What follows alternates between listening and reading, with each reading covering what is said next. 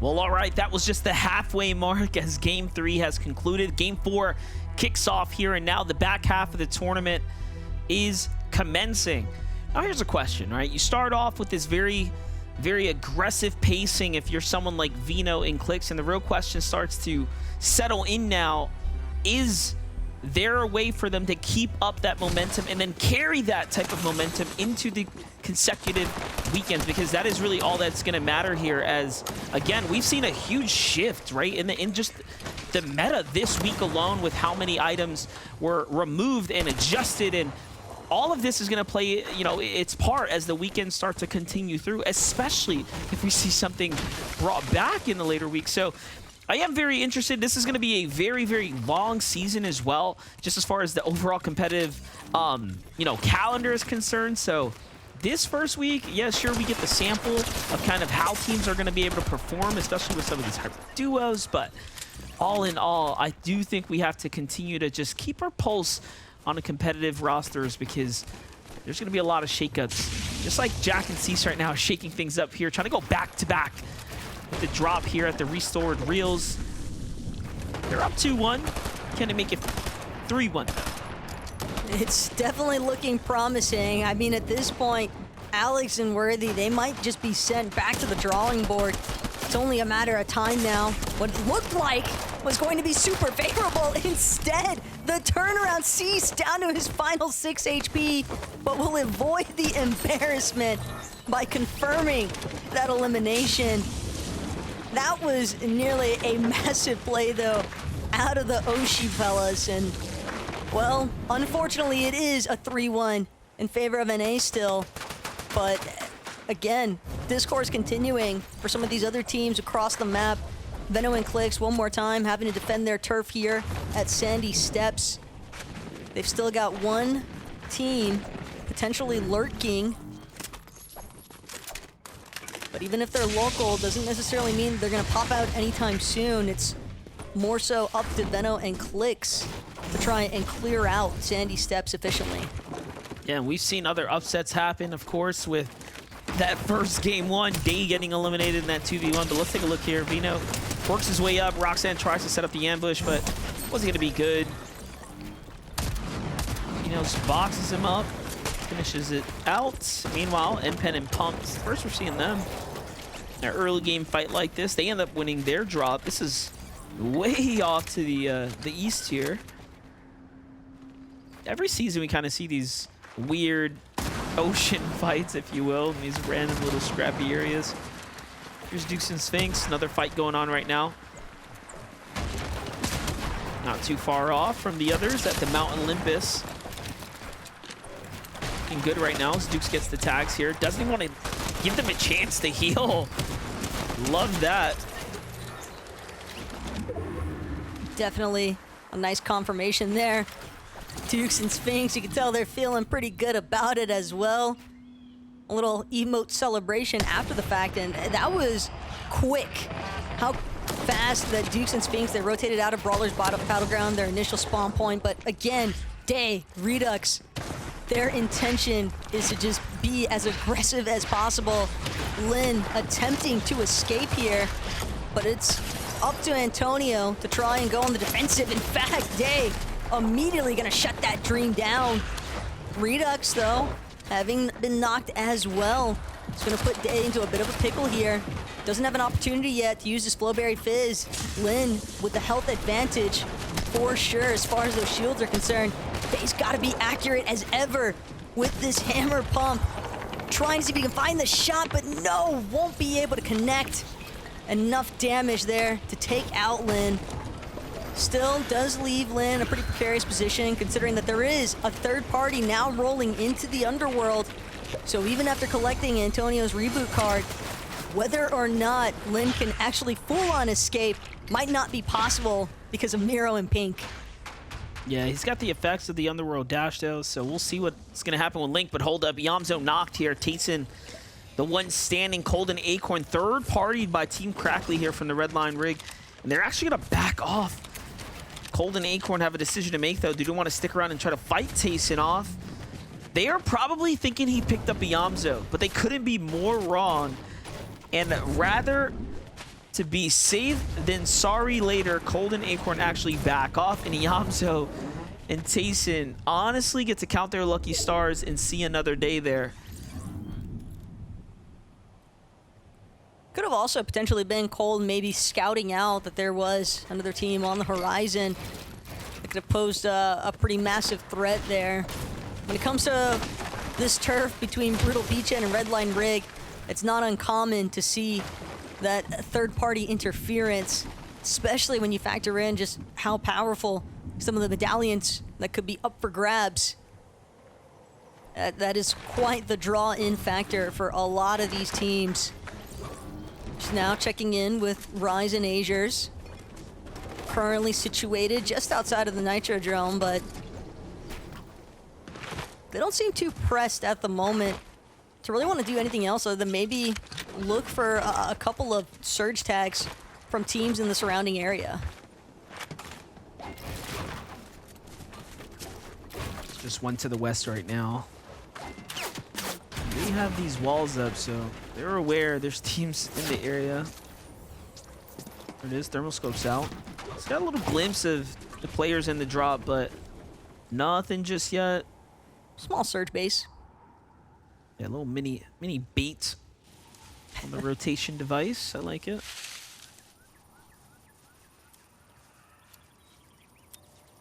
Blanc and Max, they probably don't even realize the fact that there's a player in this bush. But Batman Booga will make his presence known.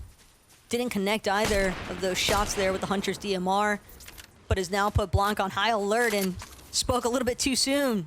Batman Booga finds his 60 tag. And again, if Blanc and Max weren't already on high alert, now it's certain they don't want to allow any more freebies here for Batman Booga or even Rapid. Try and find. Pretty interesting positions though. Batman Booga and Rapid, they've just got two bushes essentially staked out. Rapid's going to be the first to ramp up though. And for a moment it looked as though he was going to get a little bit more active than that, but instead opts to fall back. You gotta remember Batman Booga as well and Rapid were holding at top 5. Jump back in with Link. He was on the run, so it does seem like he escaped the grip of Pink there. And straight into another duo for elimination, but let's see what's gonna happen here from Pilot and Amy. This is the team that was given, you know, Booga and Aviv quite a hard time in game number 1 and 2. Not so much so in game 3 where they picked up that Victory Royale and turned things around. They just lost track of him. He is now long gone. And this is the opposite side here. Down south, Cold and Acorn continue to take fights here. And not only are they, you know, looking for action and being in the action, but they're going up against teams that are on the standings. Every engagement so far has been with a top 5 duo. Maji and Snacky being one of the few to jump back up after getting eliminated early in game 2.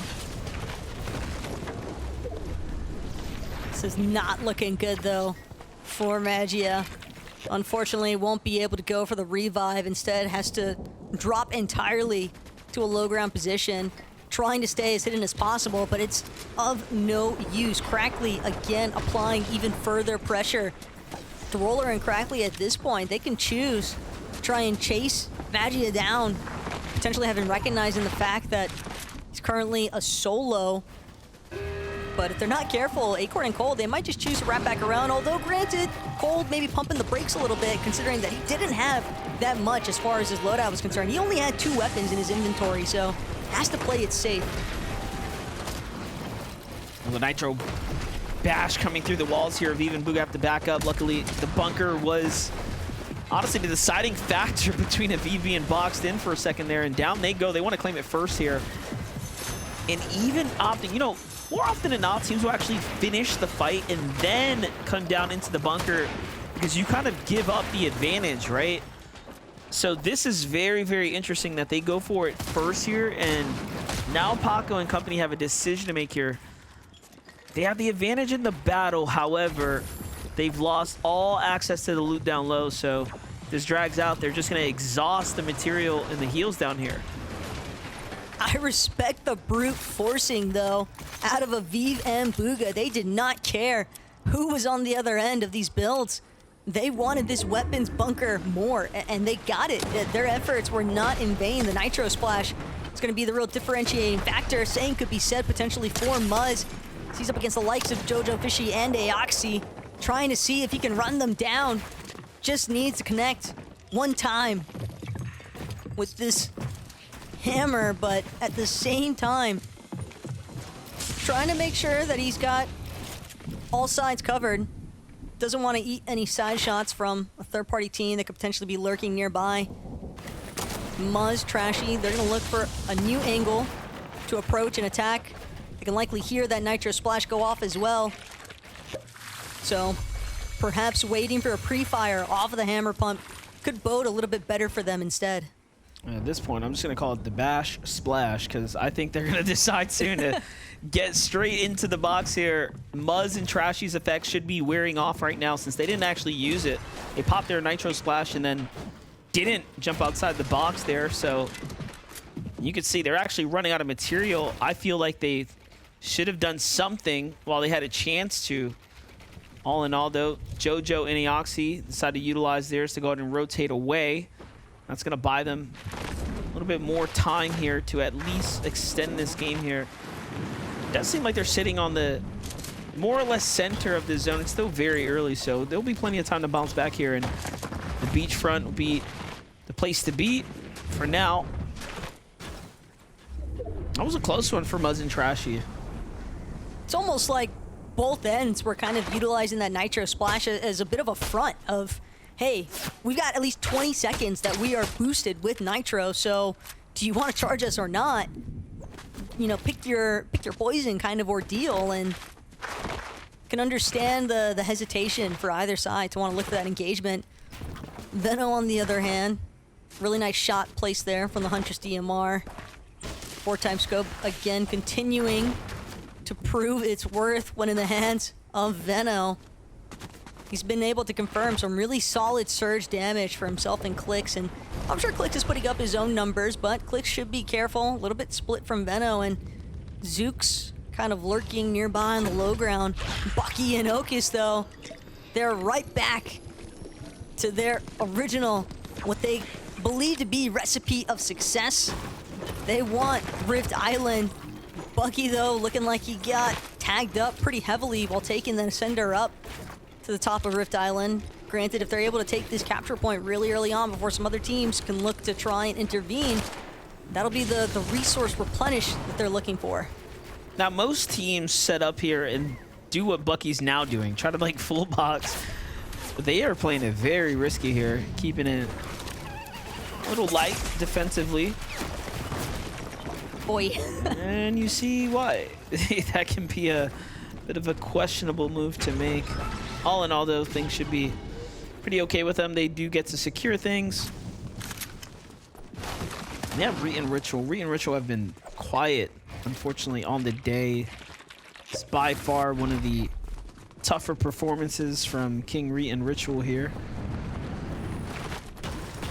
But there are still 3 games. This game, and then, of course, the last 2. So you can start slow and end off a lot better. But, you know, these are the limited chances to do so now. Yeah, and the good news as well for Reet and Ritual, as I'm sure a lot of these teams are already aware, even just qualifying for round 4 here, this finals in week 1 has basically confirmed their spot in semifinals upper bracket. So definitely a bit of relief here, because you can tell that there's still a pretty big adjustment period kind of taking place with the introduction of this new competitive meta. The Nitro more specifically, you touched on it earlier already, MDF, but that removal of the Nitro Fist, the emphasis now onto just those Nitro Splashes and barrels has really made a pretty steep impact here, and Rift Island successfully defended. Bucky with a nice knock there onto Blanc. Oh. Max forced to drop, but he's fallen right into the clutches of Reet and Ritual potentially. It looked like Reet and Ritual had that fight locked in, and then Ritual unfortunately slipped off the little 2x2, so they're just going to back out. This is the furthest we've seen them in any game so far, and that's pretty sad to say considering we're not even at the 6th zone just yet. So Reet and Ritual want to make the best of this opportunity they have right now, but I'm looking at the loadout for Reet. He does need a little more, no big shields or minis to work with for the late games. Meanwhile, Cold and Acorn, very similar situation as far as bad loadouts are concerned, but they've had a very well-off tournament start for this first qualifier, Major 3. Right now, Cold, he's just got to be very peculiar about who he picks his fights with, because if it's a war of attrition, it's going to be a difficult one for Cold. Doesn't have a whole lot of shotgun ammo to work with on that Gatekeeper. Acorn as well, with an unfortunate tag from afar. That's going to be a big chunk of his shield now depleted. Does have 6 small shield potions, make that 5, and a little bit of Flowberry Fizz to work with, but at the same time, he knows that the Nitrodrome is going to be bumping with action. Acorn immediately barrels through a box, finds a massive tag, DGen's assistance.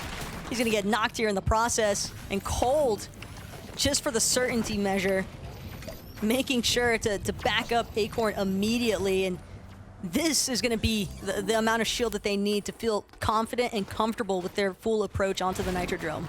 It's nice to see Acorn picking up eliminations like that. Really stepping up to the calling here and finding mid-game elims. That's not something we've seen very often from Acorn and Cold, right? More often than not, if it's happening through the hands of Cold, and then they make it to late game and things kind of unfold from there. But right now, we're watching them get very, very active in the mid-game. And it's good. I think it's showing well in the standings. You know, the last major before this, they were highly contested at their drop, and their early games were extremely, I would say extremely hindered by the fact they had 2, sometimes 3 teams landing on their drop in Major 2, but we could be seeing a very much standout Acorn and Cold performance. If they can continue to have that runway in the early game to set themselves up to have the momentum, right, to take battles comfortably. That's what I'm catching so far, but get a load of this. Booga and Aviv trying to heal right now, and then Rift out, but oh no, Booga was just actually eliminated, so Aviv's by himself here. This is tough after coming off a pretty big point swing for them last game with that win. It's even more tragic when you factor in that they're currently over 800 damage above that surge threshold, so it's not like they've been struggling to confirm damage onto some other players and teams. It's really just getting caught up through these mid-game rotates that have seemingly posed the biggest threat for that duo so far. But Aviv, certainly someone that can make something work given that current position. I mean, that amount of surge is bound to help him out with developing some strong positioning rotates later on. But Snacky and Magia, they're also looking to try and bring this lobby back to life for themselves. Snacky, though, still decently below that damage threshold, burning through his shields as well. It's Dukes and Sphinx that are looking to try and hold him on the edge of zone. Snacky knows that he's got to keep things moving forward, but it's just the tags that he's worried about. And unfortunately, they are just not coming his way. And now, just kind of scrambling at this point. No more small shield potions. Fortunately, Surge going to turn off for the time being, that player threshold having been met, but Dukes and Sphinx are still with the upper hand here, if you ask me, MDF. Given that they could potentially just look to try and hold Snacky and Magi as long as possible. Yeah, I was looking at the situation and thinking that they had to, you know, be pretty desperate to take the fight, but they read it even better than me, and I don't even have the pressure of having to be in the game. They were keeping eyes on the tabs of the player count, so good reads on them. It's you know, not favorable, of course, to be so far below, but their chance to bounce back here for Dukes and Sphinx, though, much different conversation. They're above the threshold pretty respectively. Re and Ritual being the ones to box up first in the new zone. Like we said, this is the first time today, believe it or not, that we're seeing Re and Ritual actually in what is now developing to be an endgame. Snacky and Magia know that they have to fight, and look at this. The patience starts to where they jump on Iamzo and Tayson. Little do they know, it is the likes of an Iamzo and Tayson, but Magia gets caught from a different duo in the distance there. And now what was the little bit of a lead they had in that battle has all been turned around, and Snacky tries to get back to his old mats. He made this rotate, but it's already been taken over by the likes of Iamzo and Tayson there, and that's going to be all Shroud. The fall damage actually finishes him off there. GG. Simply an inevitable elimination, though, if you ask me. MDF, just not a whole lot, if anything, for Snacky to work with. But Iamzo and Tayson, they did get spoiled a bit, but Tayson taking down Reet in a matter of seconds. Ritual will manage to keep them afloat for the time being. And if he can confirm this revive, that would be massive, but it does seem as though those shots, those shield breaks might have drawn the attention there of Dukes and Sphinx. They were looking to close in on Reet and Ritual's position. They could scramble for that third-party easy cleanup confirmation here. And that third party dropped the bag. They were literally firing at them and then just stopped completely, putting pressure on. So Re and Ritual get lucky. Call a spade there, because otherwise that was wraps for a moment there. But hey, they do get to play this one out a little bit longer. Meanwhile, the position of high ground held by both Bucky and Okus, not by much, but it is enough to give them visibility on the map here. Zone starting to shift south now, so folks are going to be on the move here. Acorn solo needs to find tags, needs elimination here. Refresh as he's starting to run out of material. This is desperation kicking in. So he moves up to try to even farm what he can here. Do you think it's pretty crazy, though, that throughout the course of today, our top 5 in the leaderboard, every single one of those teams has managed to make it all the way through 5th zone and counting here today. So it's evident consistency is definitely key for a lot of our leading teams. As Bucky, Okus, they've worked their way from Rift Island now to a relatively strong position, trying to see if they can control the flow on the rotates. Instead, they're going to take Baka and Pars head on, pop the nitro, but Okus lit up the moment that he tries to jump across here. You can see Bucky trying to see if he can provide a little bit more coverage, but success so far for Okus and Bucky. At least they forced down Baka and Pars one more layer to secondary height. I really love that. Like, that's one way to just take height, right? It's like, all right, time to SMG rotate. They just open with SMGs. You can't sit there, right? No. It fires too good, regardless if you're in full momentum. So Okus and Bucky once again are on high ground, and I actually love that we're watching a OG team like Okus and Bucky play for height, because like NA has had this problem of teams not really trying to solidify themselves on high ground as consistent high ground teams. So there is still, like, in my opinion, this void, this gap in a playstyle that was somewhat long lost and forgotten, of just go for height every game, no matter what. Like, there was a point in time where there were teams that would just do that. So yeah, when the Mythic Boombo was in play, or the Boombos in general, a lot of teams just felt like gaining height was impossible. But since its removal here, everyone knows height could potentially be up for grabs and free once you secure it. If you're able to successfully defend it, could be part of the reason why we see Bucky and Okus trying to stake their claim for the high ground so early on. But I like this little maneuver out of Clix Veno. They're just biding their time, working their way through the mid-ground layers. They've liked to hover in that secondary height position before taking a stab at height themselves. But the front side of zone, low ground, so chaotic currently. And Veno, Clix, they've snuck up. Veno, massive tag there. Bucky immediately drops to low. Clix gonna eat some return damage as well out of Okus, but Okus without his duo, he knows it's a full bailout at this point. So the Nitro Splash is only used just to disengage. And Clix and Veno, decent materials count, much better than what we saw for them in the last lobby at least. I like what Clix is doing here, actually supporting Veno before jumping down, and now Clix is going to play the high ground here as Veno's giving him a chance to shine here in this endgame. Meanwhile, Mixon down on the low ground of Blaha, turning online here with 5 eliminations, finally breaking into those triple-digit point thresholds here. And this is one of those teams you wanted to highlight from the Europe that were coming on into the NA region and putting up a strong position here on the standings. They're doing just that, but it's a top 5 for them there as things simmer out. And, you know, Baka and Pars are always going to be that sleeper duo, flying under the radar, making their way into this endgame here. They've been contested for the last 3 majors, but have still shown up to every finals and put up great performances here. Meanwhile, Batman Booga on the low ground has done it again, making waves here for himself.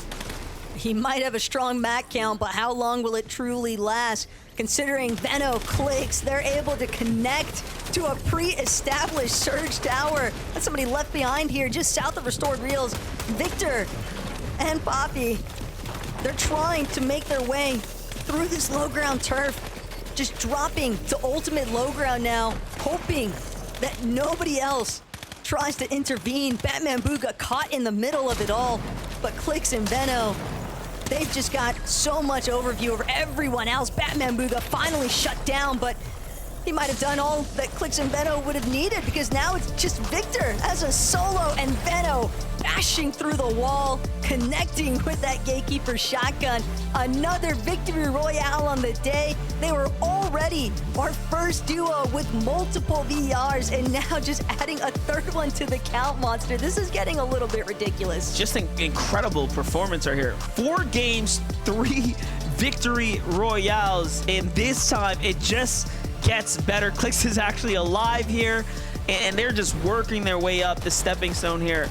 I mean, just dangerous all around right here. This is what we thought we were going to see performance-wise, but I didn't expect to see this many victory royales here. Veno making it look so easy here, representing for their teams, and you couldn't be more proud. And not only that, we all know Clix is doing it live, right? Like, everyone's watching with the front row seats with his community. So just a damn celebration, all things considering, Taco.